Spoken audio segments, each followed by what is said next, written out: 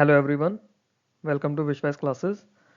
Static banking की series को आगे बढ़ाते हुए हमारा 10th वीडियो है। इसमें हम लोग नाबार्ड और आरआरबीज यानी रीजनल रूरल बैंक्स दोनों के बारे में डिटेल में पढ़ने की कोशिश करेंगे। सबसे पहले हम लोग नाबार्ड की बात करते हैं, जिसकी फुल फॉर्म है national bank for agriculture and rural development. हमें पता है नाबार्ड क्या है। नाबार्ड एक ऐसी एपेक्स बॉडी है जो कि एग्रीकल्चर और रूरल डेवलपमेंट के लिए और रूरल क्रेडिट के लिए, मतलब जो भी हमारी खेती बाड़ी है, गाँव का विकास है, या फिर वहाँ पे जो क्रेडिट फाइनेंस कराना है, वहाँ पे पैसा पहुँचे, लोन्स पहुँचे, इन सब चीज़ों को देखने के लिए 12 जुलाई 1982 को बनाया गया था। तो नाबार्ड कब बनाया गया, कब इस्टेब्लिश हुआ? 12 जुलाई 1982। ये रिकमेंडेशन थी बी शिवरामन कमेटी की। इससे पहले नाबार्ड एक डिपार्टमेंट होता था आरबीआई में। फिर बी शिवरामन कमेटी के अंदर बोला गया कि एक सेपरेट बॉडी होनी चाहिए, एक ऐसा एपेक्स फाइनेंशियल इंस्टीट्यूशन होना चाहिए जिसका core purpose specifically rural development के लिए हो, एग्रीकल्चर के लिए हो, और ये इंश्योर करे। डेवलपमेंट फाइनेंशियल इंस्टीट्यूशन का मतलब है कि वहाँ पे फाइनेंसेस भी पहुँचाए, तो रूरल क्रेडिट को भी इंश्योर करे। ये काम था नाबार्ड के बनाने के पीछे जो एक सोच थी उसका। नाबार्ड जो था fully owned by the government of India है अब। इनिशियली क्या था, इसमें कुछ परसेंट आरबीआई का भी था, फिर धीरे धीरे करके आरबीआई का जो शेयर था वो गवर्नमेंट ऑफ इंडिया खरीदती गई। Now NABARD is fully owned by government of India. NABARD का हेडक्वार्टर मुंबई में है।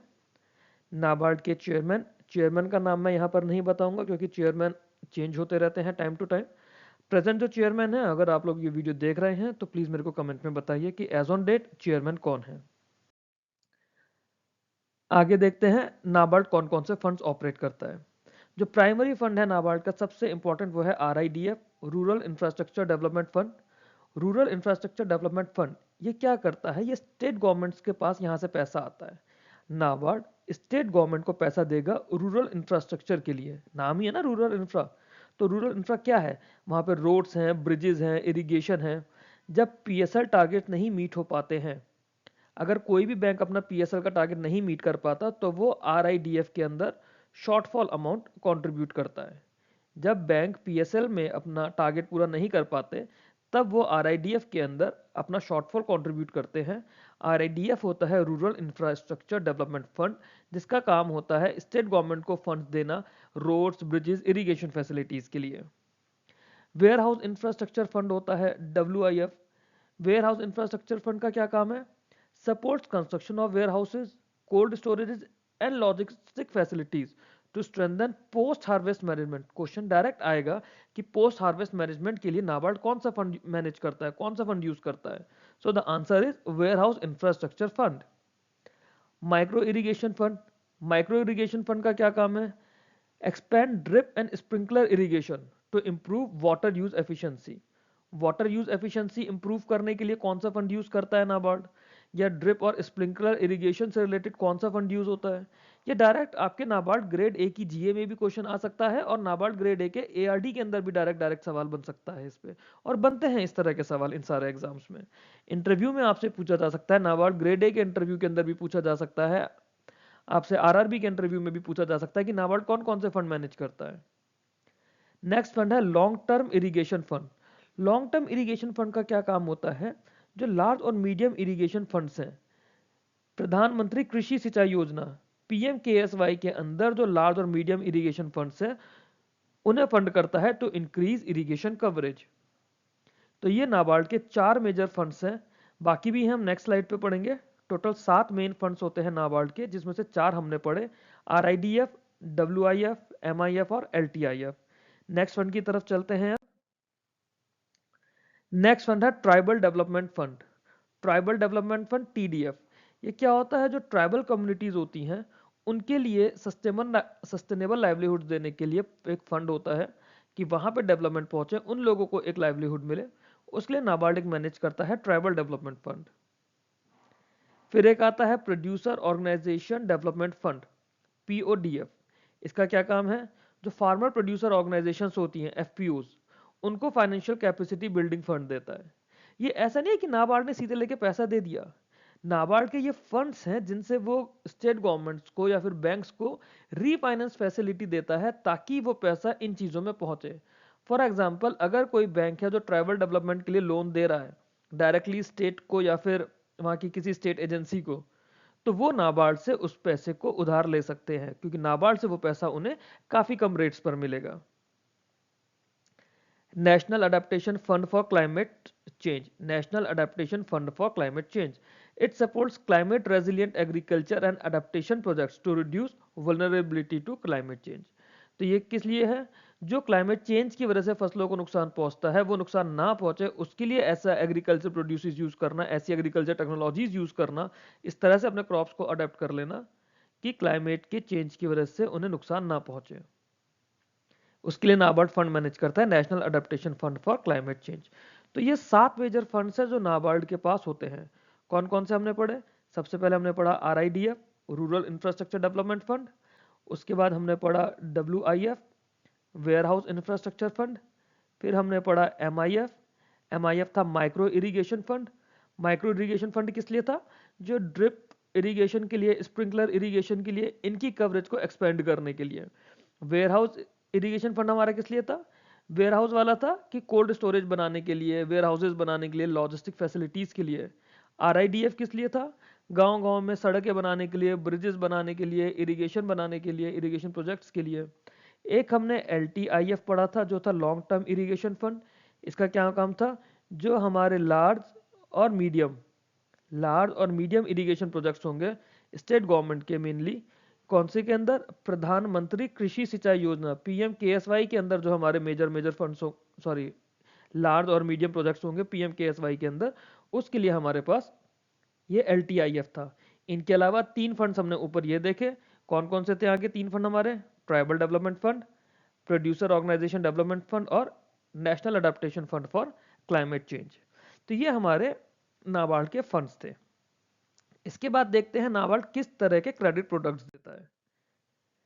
नाबार्ड जो क्रेडिट प्रोडक्ट देता है उसमें क्या है? शॉर्ट टर्म रीफाइनेंस होता है। शॉर्ट टर्म रीफाइनेंस किस लिए है? बैंक्स को शॉर्ट टर्म क्रॉप लोन दिए जाते हैं और सीजनल एग्रीकल्चर ऑपरेशंस के लिए।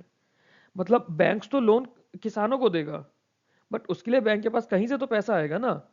अब से फॉर एग्जांपल बैंक किसान को लोन दे रहा है 8% पर, बैंक उसके लिए डिपॉजिट ले रहा है कस्टमर से, डिपॉजिट पे रेट ऑफ इंटरेस्ट दे रहा है 6%, तो बैंक को कितने का बेनिफिट हुआ? 2% का। बैंक ने कस्टमर से डिपॉजिट लिया, कस्टमर का डिपॉजिट आ गया से फॉर एग्जांपल 7% पर। कोई बैंक ने अगर महंगा लोन भी दिया है, लोन जो बैंक ने दिया है, बैंक ने लोन कितने पर दिया? 10% पर, तो बैंक का मार्जिन बना है 3%। तो इसके अंदर तो कॉस्ट ऑफ लैंडिंग बहुत ज़्यादा हो गई बैंक के लिए। तो बैंक क्या करेगा? नाबार्ड इन चीज़ों में काम करता है। नाबार्ड के पास क्या? नाबार्ड के पास पैसा है। पैसा नाबार्ड ने फंड्स इकट्ठे कर रखे हैं, बनाए रखे हैं, सरकार से मिला हुआ है। नाबार्ड ने बैंक को लोन दे दिया 2.5% पर, बैंक वाला लोन आगे दे देगा 7% पर, क्योंकि बैंक को उसकी कॉस्ट ऑफ लैंडिंग कम पड़ रही है। तो यहाँ पे बैंक को 4.5% का फायदा हो गया। कस्टमर को क्या फायदा हुआ? कस्टमर को लोन उतना महंगा नहीं पड़ रहा, जो 10% का पड़ रहा था वो 7% का पड़ रहा है। और बैंक को क्या फायदा हुआ? एक तो उसको जो मार्जिन हो गया वो, और इटसेल्फ जो वो कस्टमर को डिपॉजिट पर अगर पैसा देता 6% 7%, उसकी जगह वो नाबार्ड को 2.5% देगा। बैंक का भी मार्जिन बढ़ गया, कस्टमर का भी मार्जिन बढ़ गया, और नाबार्ड को 2.5% के हिसाब से नाबार्ड की भी एक अर्निंग हो गई। तो ये हमारा शॉर्ट टर्म रिफाइनेंस था। इसके अलावा और भी रिफाइनेंस प्रोजेक्ट्स हैं नाबार्ड के, उन्हें भी देखते हैं इसी स्लाइड के अंदर हम लोग। अगला है हमारा लॉन्ग टर्म रिफाइनेंस। जो लॉन्ग टर्म रिफाइनेंस होता है, long term refinance farm investments के लिए होता है, जैसे मैकेनाइजेशन के लिए, डेयरी के लिए, इरिगेशन और रूरल एसेट्स के लिए। क्यों? क्योंकि इनकी रिकवरी होने में टाइम लगता है। शॉर्ट टर्म में तो ये है कि आपने एक सीजन के लिए दिया, आलू की खेती के लिए दिया, सीजन के बाद आलू की खेती आपकी पूरी हो गई, आलू आ गया, किसान ने आलू बेच दिया, पैसा कमा के बैंक को या फिर बैंक के थ्रू नाबार्ड के पास आ गया। डेयरी वगैरह के लिए, मैकेनाइजेशन के लिए, रूरल एसेट्स के लिए उसमें टाइम लगता है। वो ऐसे नहीं है कि 6 महीने में पूरा हो गया, उसमें कॉस्ट भी ज़्यादा जाती है और उस कॉस्ट की रिकवरी में भी टाइम लगता है। फिर एक होता है नाबार्ड का direct lending to rural infrastructure. जैसे बहुत सी जगह क्या होता है, नाबार्ड खुद प्रोजेक्ट्स बनवाता है। एक तो है कि स्टेट गवर्नमेंट या फिर कोई गांव की पंचायत वगैरह, जो पंचायत समितिज वगैरह होते हैं, वो लोग कोई प्रोजेक्ट बनवा रहे हैं। दूसरा है कि नाबार्ड ही वहां पे प्रोजेक्ट बना रहा है। जैसे कई जगह हम लोगों ने न्यूज़ में सुना होगा कि BRO है हमारी, बॉर्डर रोड ऑर्गेनाइजेशन, वो लोग रोड बनवाते हैं। बनवाते हैं ना, जगह जगह लेह में बनवाई है, बहुत सारे ब्रिजेस बनवाए हैं, इधर रोहतांग पास की तरफ बनवाया है। नाबार्ड भी गांव में जाकर या जो हिली गांव है हमारे वहां पे जाके डायरेक्ट रोड्स बनवाता है। नाबार्ड वहां पे इरिगेशन फैसिलिटीज बनवाता है, मार्केट्स बनवाता है, रूरल कनेक्टिविटी के प्रोजेक्ट्स होते हैं जो गांव गांव को आपस में जोड़ते हैं। उस तरह के प्रोजेक्ट्स के लिए नाबार्ड डायरेक्टली लैंड करता है या फिर खुद ही बनवाता है रूरल इंफ्रास्ट्रक्चर। ये होता है direct lending to rural infrastructure. फिर आता है लोन स्टेट गवर्नमेंट्स के लिए। स्टेट गवर्नमेंट्स को इरिगेशन के लिए, ब्रिजेस के लिए, फ्लड कंट्रोल के लिए, या फिर जो RIDF लिंक्ड एक्टिविटीज़ हैं उनके लिए, इन चीज़ों के लिए लोन जाएगा। तो स्टेट गवर्नमेंट नाबार्ड से लोन ले लेती हैं इन चीज़ों के लिए। किस किस के लिए? जो भी लॉन्ग टर्म इरिगेशन है, ये कहाँ से जाएगा? ये LTIF से जाएगा। ये वाला कहाँ से जाएगा? ये RIDF से जाएगा। ऐसे ही फ्लड कंट्रोल के लिए जाएगा। तो ये सारे फंड्स स्टेट गवर्नमेंट को नाबार्ड के थ्रू मिल जाते हैं। नेक्स्ट आता है हमारा लोन टू FPOs, MFIs और पैक्स मॉडर्नाइजेशन।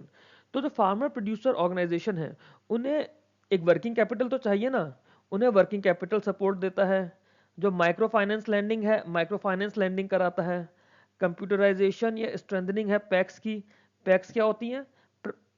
पैक्स होती है प्राइमरी एग्रीकल्चर कोऑपरेटिव सोसाइटीज़।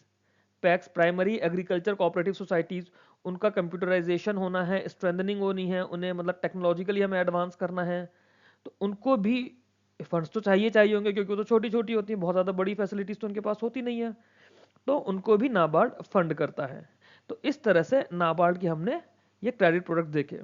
तो नाबार्ड के बारे में प्राइमरी हमारे लिए जो जानना ज़रूरी था वो यही था क्या कि नाबार्ड हमारा एक एपेक्स डेवलपमेंट फाइनेंशियल इंस्टीट्यूशन है एग्रीकल्चर के लिए, B सेवारमन कमेटी से था। इसके अलावा क्या है? अच्छा, इसमें नाबार्ड का रोल मैंने आपको नहीं बताया अभी। ओके, नाबार्ड का रोल मैंने PPT के अंदर नहीं डाला हुआ है, मैं अलग से आपको ओरली यहाँ पे बता देता हूँ। नाबार्ड का जो प्राइमरी रोल है डेवलपमेंट फाइनेंशियल इंस्टीट्यूशन का तो है ही है, इसके अलावा नाबार्ड का सुपरवाइजरी रोल होता है। सुपरवाइजरी रोल के अंदर नाबार्ड क्या करता है? जो हमारे स्टेट कोऑपरेटिव बैंक्स हैं, हमारे स्टेट कोऑपरेटिव बैंक जिन्हें हम लोग शॉर्ट में STCB लिखते हैं, STCB, स्टेट कोऑपरेटिव बैंक हो गए, रूरल कोऑपरेटिव बैंक्स हो गए, या फिर रीजनल रूरल बैंक्स हो गए, नाबार्ड इनका सुपरवाइजर है। सुपरवाइजर से मतलब जैसे RBI बाकी बैंकों का इंस्पेक्शन करता है, इनका इंस्पेक्शन नाबार्ड करता है, स्टेट कोऑपरेटिव बैंक्स का, रूरल कोऑपरेटिव बैंक्स का, रीजनल रूरल बैंक्स का। इसके अलावा हमारे डिस्ट्रिक्ट सेंट्रल कोऑपरेटिव बैंक्स भी होते हैं, DCCB, district central cooperative banks का भी इंस्पेक्शन नाबार्ड करता है। इनका सुपरवाइजरी रोल नाबार्ड के पास है, बट इनके लिए जो रेगुलेशंस हैं, रेगुलेशंस तो RBI ही बनाता है। रेगुलेटरी रोल RBI के पास है, सुपरवाइजरी रोल नाबार्ड के पास है। ओके, आई बिलीव यहाँ पे समझ आ गया होगा। आगे चलते हैं हम लोग अपनी PPT में। अब तक हमने नाबार्ड पढ़ा था, नाबार्ड के बारे में जाना कि नाबार्ड कैसे बना, कौन सी कमेटी आई, नाबार्ड कौन से तरह के फंड्स ऑपरेट करता है, नाबार्ड के किस तरह के क्रेडिट प्रोडक्ट्स हैं, वो क्रेडिट प्रोडक्ट नाबार्ड किस तरह से स्टेट गवर्नमेंट्स को या फिर बैंक्स को देता है, और नाबार्ड का सुपरवाइजरी रोल क्या था। इसके बाद हम लोग देखते हैं रीजनल रूरल बैंक्स को, RRBs। RRBs क्या करते हैं, RRBs क्या होते हैं? तो RRBs की हम लोग बात करें तो RRBs के लिए एक्ट आया था, RRB एक्ट 1976। RRB एक्ट 1976 का क्या काम था? RRB एक्ट 1976 ने बोला था कि जो रूरल और सेमी अर्बन एरियाज हैं वहां पे हमें लैंडिंग के लिए कुछ इंस्टीट्यूशंस होना चाहिए जो वहां के डेवलपमेंट को देखें, specially small farmers, marginal farmers, agriculture labours, artisans, MSMEs, rural poor. तो उनको बैंकिंग सर्विसेज देनी है रूरल और सेमी अर्बन एरियाज में, उनके लिए RRBs आए। RRB के अंदर एक 3 यूनिक ओनरशिप स्ट्रक्चर होता है। क्या क्या होता है इनका? जब RRB को कोई पैसे चाहिए या RRB हमने जब बनाए तो क्या हुआ कि उसमें सेंट्रल गवर्नमेंट ने, स्टेट गवर्नमेंट ने मिलकर कुछ पैसे डाले, बट क्योंकि स्पेशलाइज्ड बैंक बना रहे थे तो एक बैंकिंग एक्सपीरियंस भी चाहिए था। तो कुछ जो बड़े हमारे बैंक थे उन्हें बोला कि आप इन्हें स्पॉन्सर करो, वो इनके स्पॉन्सर बैंक बने। तो इसमें ओनरशिप पैटर्न क्या है? गवर्नमेंट ऑफ इंडिया ने 50% कैपिटल दी, स्टेट गवर्नमेंट ने 15% और स्पॉन्सर बैंक ने 35%। स्पॉन्सर बैंक हमारे बड़े कॉमर्शियल बैंक्स थे जो कि मैनेजरल और फाइनेंशियल सपोर्ट देते हैं RRBs को। SBI हुआ, PNB हुआ, बैंक ऑफ इंडिया हुआ, यूनियन बैंक हुआ, ये स्पॉन्सर कर रहे हैं अलग अलग एरियाज के RRBs को। RRBs हमारे रीजनल रूरल बैंक एक्ट 1976 के अंदर बने, हमने ऊपर अभी पढ़ा था। फर्स्ट आरआरबी जो था वो था प्रथमा बैंक। प्रथमा बैंक पहला आरआरबी था 1975 में, जिसे स्पॉन्सर किया था सिंडिकेट बैंक ने। अब सिंडिकेट बैंक कैनरा बैंक के साथ मर्ज हो गया है। तो प्रथमा बैंक 1975, आरआरबी एक्ट कब आया? 1976। तो जो प्रथमा बैंक था वो एक्ट आने से पहले बना था। ये बात हमेशा ध्यान रखने की कि एक्ट आने से पहले कौन सा बैंक बना था, और ये आरआरबी के इंटरव्यू के लिए एक डायरेक्ट सवाल बनता है। Created based on the recommendation of Narasimhan working group. Narasimhan working group था जिन्होंने बोला था कि आरआरबी बनाओ, उन्हीं के उस पर प्रथमा बैंक बना, और उसके बाद में आरआरबी एक्ट 1976 पास हुआ। आगे देखते हैं रीजनल रूरल बैंक के ऑब्जेक्टिव के बारे में बात करते हैं कि रीजनल रूरल बैंक का ऑब्जेक्टिव क्या है। अब आप सोचो, खुद से सोचो, हम लोगों ने गांव के लिए, देहात के लिए, वहां के गरीब लोगों के लिए हम लोगों ने बैंक बनाए कि वो उन्हें बैंकिंग फैसिलिटीज़ दें, उनके पास दिक्कतें ना रहें पैसे की। तो उसके लिए क्या होगा? हम उन्हें लोन देंगे। लोन तो बड़े बैंक भी दे सकते हैं, तो हम उन्हें सस्ता लोन देंगे। फाइनेंशियल इंक्लूजन करेंगे, क्योंकि वो तो एम है ही है हमारा कि लोगों तक बैंकिंग एक्टिविटीज़ पहुँचे। जो वहाँ के गांव के विकास के प्रोजेक्ट्स हैं, डेवलपमेंट के प्रोजेक्ट्स हैं, उन्हें सपोर्ट करा जाए। कुछ ऐसा सही होगा ना? यही सोचा गया होगा। तो यही हमारे रीजनल रूरल बैंक्स के ऑब्जेक्टिव्स हैं। क्या क्या ऑब्जेक्टिव्स हैं? Provide affordable rural credit, offers low cost loans to small farmers, marginal farmers, agriculture laborers और rural artisans। सबको नहीं मिल रहे हैं ये लो कॉस्ट लोन जो है, स्मॉल फार्मर्स को मिल रहे हैं, मार्जिनल फार्मर्स को मिल रहे हैं, एग्रीकल्चर लेबर को मिल रहे हैं और आर्टिशंस को मिल रहे हैं। प्रमोट फाइनेंशियल इंक्लूजन, गांव गांव तक प्रधानमंत्री जनधन योजना, डीबीटी ट्रांसफर, डिजिटल ट्रांजैक्शन, इस तरह की बैंकिंग सर्विसेज को प्रमोट करना, इस तरह की बैंकिंग सर्विसेज को गांव गांव में, देहात में लोगों तक पहुंचाना, ये काम है आरआरबीज का। सपोर्ट रूरल डेवलपमेंट, नाम में है रीजनल रूरल बैंक्स, तो रूरल को तो डेवलप करेंगे ही करेंगे। एग्रीकल्चर के लिए फाइनेंस करेंगे, एमएसएमईज के लिए, सेल्फ एम्प्लॉयमेंट के लिए, सेल्फ हेल्प ग्रुप्स के लिए और रूरल लाइवलीहुड प्रोग्राम्स के लिए। ये सब किनका काम है? आरआरबीज के ऑब्जेक्टिव्स हैं। Strengthening priority sector lending, PSL को भी स्ट्रेंथन करते हैं आरआरबीज। हमने पढ़ा कि पीएसएल का जो टारगेट है 75% है आरआरबीज के लिए। आरआरबीज के लिए पीएसएल का टारगेट 75% है। 75% इससे पहले यूसीबीज के लिए भी हुआ था, जिसे रोक दिया गया। एसएफबीज के लिए भी हुआ था, जिसे अभी रिसेंटली जून में आरबीआई ने 60% कर दिया।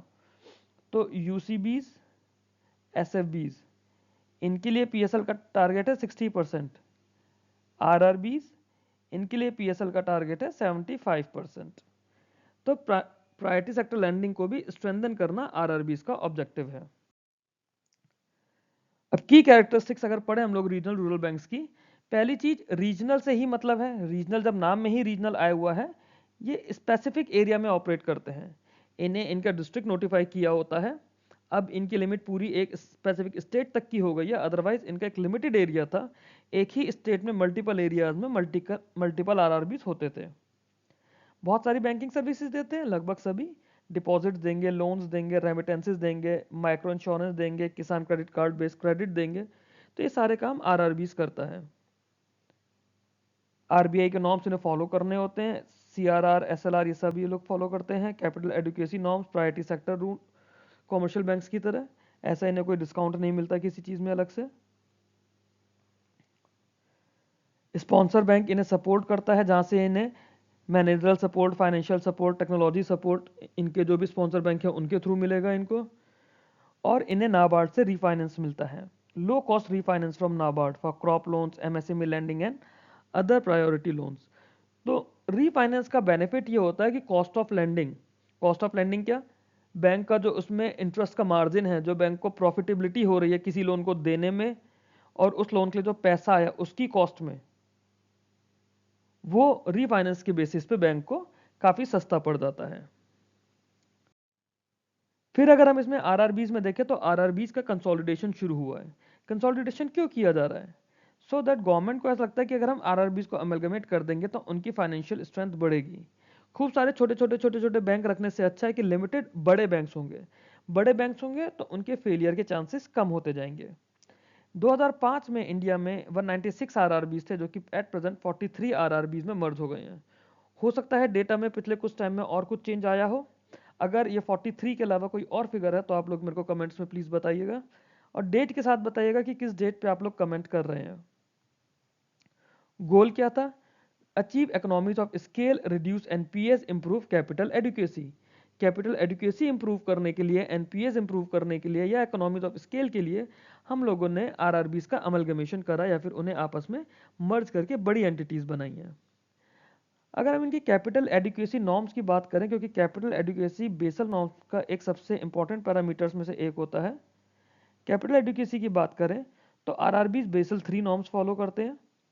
टारगेट है इनका CRAR का 9% एंड अबव, कॉमर्शियल बैंक्स की ही तरह है या फिर कोऑपरेटिव बैंक्स की तरह है कि 9% या उससे ज़्यादा इन्हें चाहिए ही चाहिए। और कैपिटल सपोर्ट जो है, जब भी ज़रूरत पड़ेगी तो गवर्नमेंट ऑफ इंडिया से या फिर स्पॉन्सर बैंक से इन्हें मिल जाएगा। इनके रेगुलेशन और सुपरविजन की बात करें तो आरबीआई बैंकों को रेगुलेट करता है, including regional rural banks. They are not different in terms of regulation. Rules अलग अलग आएंगे आरबीआई के, बट जो रेगुलेटिंग बॉडी है वो आरबीआई ही रहेगी। नाबार्ड का काम है इनका सुपरवाइज करना, इनका फाइनेंशियल और ऑपरेशनल परफॉर्मेंस देखना, उनकी एनालिसिस करना, ये सब काम नाबार्ड का है। और जो भी कोई रेस्पेक्टिव पब्लिक सेक्टर बैंक है जो इन्हें स्पॉन्सर कर रहा है, वो training, HR, operation and support, ये सब चीज़ें देखेंगे। रिसेंट रिफॉर्म जो पिछले कुछ टाइम में आरआरबीज के लिए हुए हैं, क्या क्या हुए हैं? 100% सीबीएस इंटीग्रेशन के लिए बोला गया है कि सारे आरआरबीज के अंदर 100% सीबीएस होना चाहिए। डिजिटल बैंकिंग सर्विसेज अडॉप्ट करने के लिए बोला गया है ताकि फाइनेंशियल इंक्लूजन भी बढ़े, जैसे AEPS, UPI, माइक्रो ATMs, इन सब के लिए बोला गया है आरआरबीज को भी कि ये सारी फैसिलिटीज़ प्रोवाइड करनी है। रिकैपिटलाइजेशन अलग अलग तरह से अलग अलग टाइम पे अलग अलग आरआरबीज में गवर्नमेंट ने किया है उनकी CRAR इंप्रूव करने के लिए। ये भी दिया गया था, एक प्रपोजल आया था कि आरआरबीज अपना IPO लॉन्च कर सकते हैं, है ना। पब्लिक मार्केट से कैसे करेंगे? Through IPO। आरआरबीज अपना IPO लॉन्च करके मार्केट से और फंडिंग ले सकते हैं अपनी कैपिटल बेस बढ़ाने के लिए। इसके अलावा पुश किया जा रहा है एग्रीटेक लैंडिंग के लिए और डिजिटल फाइनेंशियल सर्विसेज के लिए रूरल एरियाज में। ये भी एक इंपॉर्टेंट चीज़ होती है कि अगर आरआरबीज भी हमारे टेक लैंडिंग में आ जाते हैं, डिजिटल फाइनेंशियल सर्विसेज देते हैं रूरल एरियाज में, तो लोगों तक क्रेडिट ईजिली पहुंचेगा, लोगों को क्रेडिट फैसिलिटीज़ लेना आसानी होगा और उससे अपना लाइवलीहुड इंप्रूव करेंगे। जब लोगों का लाइवलीहुड इंप्रूव होगा तो वहाँ पे डेवलपमेंट ऑटोमेटिकली आने लग जाएगा। यह था हमारा नाबार्ड और आरआरबी के वीडियो में। नाबार्ड के लिए एक separate video RBI grade B की प्लेलिस्ट में जाएगा। उसके लिए अगर आपको और ज़्यादा डेप्थ में नाबार्ड देखना हो कि नाबार्ड ने कौन कौन से प्रोग्राम्स करे हैं, वाटरशेड डेवलपमेंट में नाबार्ड कैसे क्या हेल्प करता है, कौन सा वाटरशेड डेवलपमेंट करता है, वो सब कुछ आरबीआई ग्रेड बी की प्लेलिस्ट के लिए बनेगा। That's all in this video friends, thank you very much. अगर आपको ये वीडियो अच्छा लगता है तो आप वीडियो को लाइक कीजिए, मेरे चैनल को सब्सक्राइब कीजिए। टेलीग्राम पर इसकी PDF आ जाएगी। Thank you.